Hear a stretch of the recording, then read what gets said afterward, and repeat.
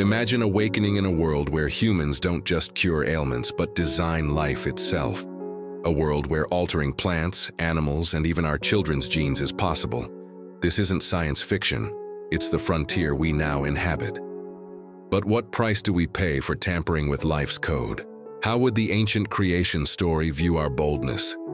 Today, on The Secret Bible, we invite you to question everything you think you know about creation and its limits.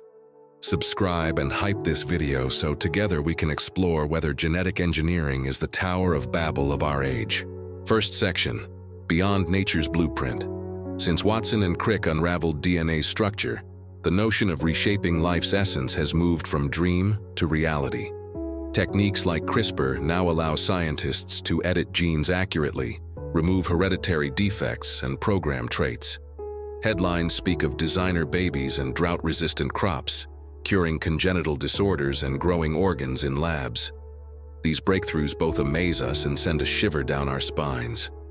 Genetic engineering inspires hope and fear. It is a double-edged sword.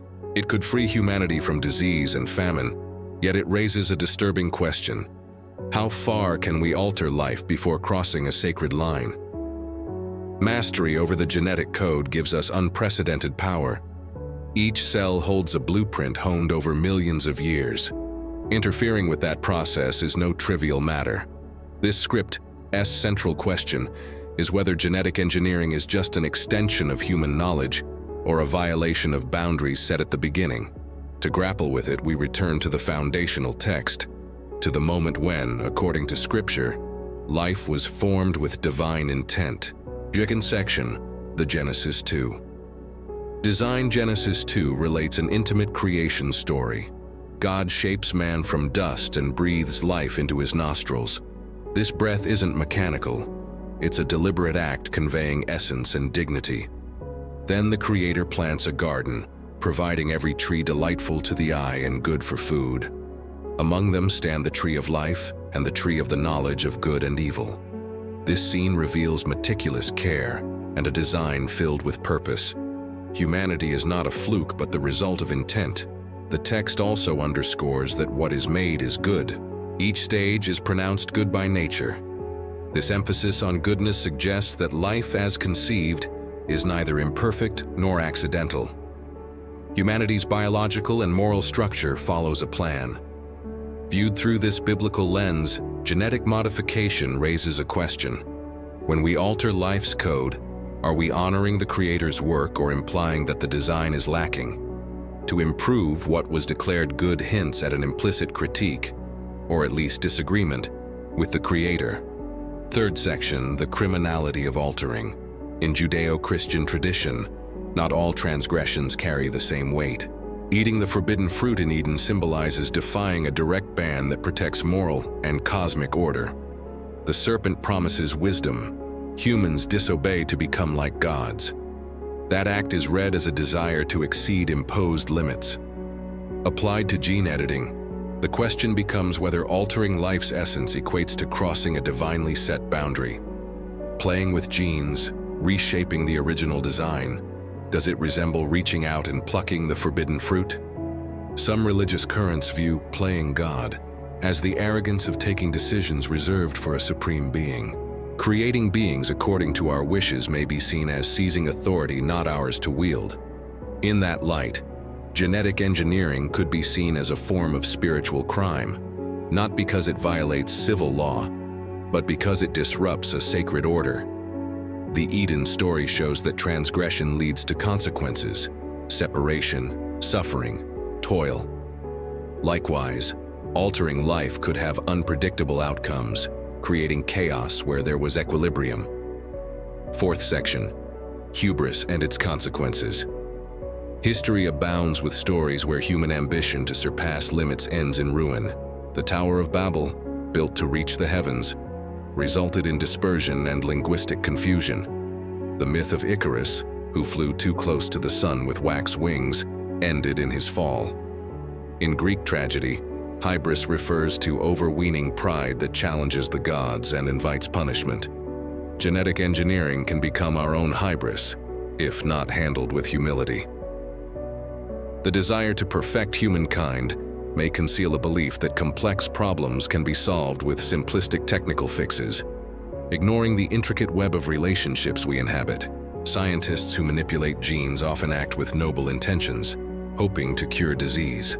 Still, these interventions may have unforeseen effects. Introducing genes from one species into another might create ecological imbalance. Editing one gene can alter many others. The ability to select physical and cognitive traits in babies opens the door to eugenics, genetic castes, and extreme inequality. Access to such technologies may be limited to the privileged, worsening injustice. Genesis 2 reminds us that creation belongs to all, and its goodness should not be privatized or manipulated for a few. 5th section, genetic engineering and new forbidden fruits. Every scientific advance brings a new tempting fruit. When Dolly the sheep was cloned, people wondered if human clones would be next. As gene editing improves, we contemplate eradicating hereditary diseases and enhancing abilities. Is it legitimate to edit genes so a child avoids a disorder? What about improving memory or strength? The line between curing and enhancing is blurry. Each breakthrough promises benefits but hides risks. Just as Eden warns that eating the fruit of knowledge brings loss of innocence, gene editing could bring loss of humility. We might feel limits no longer apply, believing we can redesign life at will. Medical history shows well-meaning interventions causing disasters when not all factors are considered. Thalidomide given to pregnant women led to thousands of birth defects. Indiscriminate pesticides spraying harmed ecosystems and health. These lessons remind us that knowledge must be paired with prudence, and that not everything possible is desirable. 6th section, contemporary dilemmas. Today, scientists can splice jellyfish fluorescent genes into fish and plants to make glowing organisms. They can design mosquitoes unable to transmit malaria. They can grow organs from stem cells. Some companies offer genetic tests to select embryos with lower disease risk. These applications stem from fascination with genetic power and the urgency to solve real problems. Yet each raises profound ethical questions. Do we have the right to wipe out entire species even if they spread disease? Is it morally acceptable to alter the genome of embryos that cannot consent? What happens if edited genes pass to future generations and change human nature in ways we cannot foresee? In countries with lax regulation, clandestine labs might offer genetic enhancement to wealthy clients. Elsewhere, governments could explore genetic modifications for military ends. Science never exists in a vacuum. It operates within socio-economic and political contexts that can distort its aims. Thus, gene editing is not merely technical, but moral, requiring global deliberation. The voices of theology, philosophy, anthropology, and sociology should accompany those of science. 7th section, the image of God and human dignity. Many traditions teach that humans bear the divine image.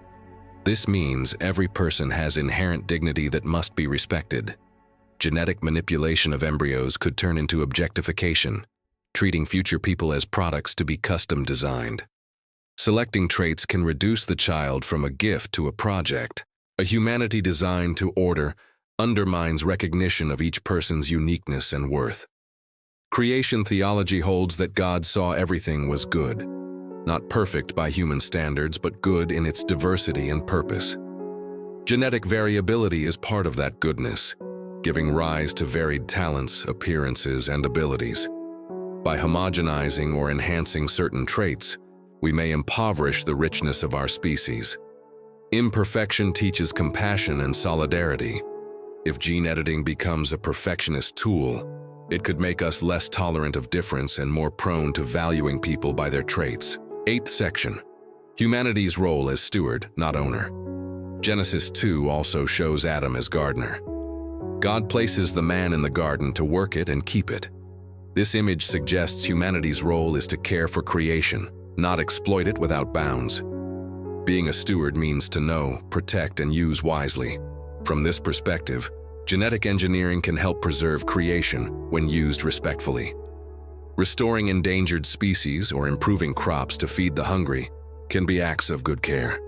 But the line between care and manipulation depends on intention and effect. When the aim is to dominate life for selfish purposes, stewardship is perverted.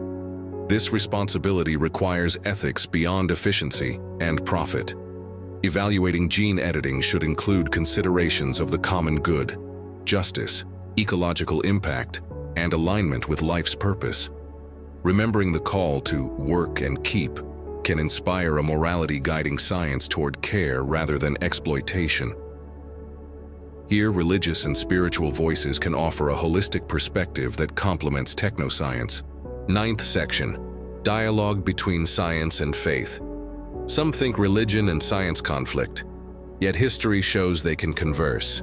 Gene editing raises questions beyond science's scope: the meaning of life, morality's origins, freedom, humanity's role in the cosmos.